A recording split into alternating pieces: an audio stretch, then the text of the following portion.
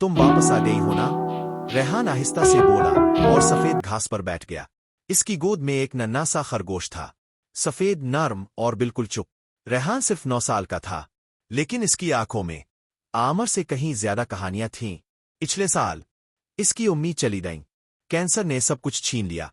और इस रात जब वो अकेला टूटा हुआ रोता रहा, कोई इसके पास आया। ना इंसान, ना साया, बल्कि एक सफेद खरगोश। सुनो, रेहान कहता है, उम्मी कहती थी अगर कभी वो ना रहे तो किसी दिन किसी शक्ल में वापस आएंगी। शायद वही दिन था। अब रेहान रोज सुनो से बात करता है। स्कूल, ख्वाब, शिकाया, सब कुछ। मोहल्ले वाले हंसते हैं, ये बच्चा पागल हो गया है, हाथ में कुछ भी नहीं और बातें करता है। उस्ताद भी परेशान।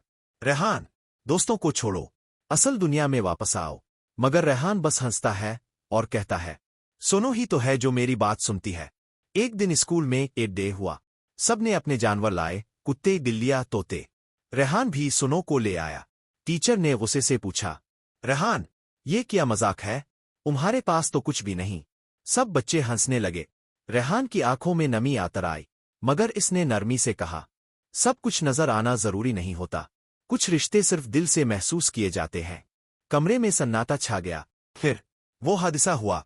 रेहान सड़क किनारे खेल रहा था। एक गाड़ी तेजी से आई। सब चीखे दौड़े, मगर रेहान बच गया।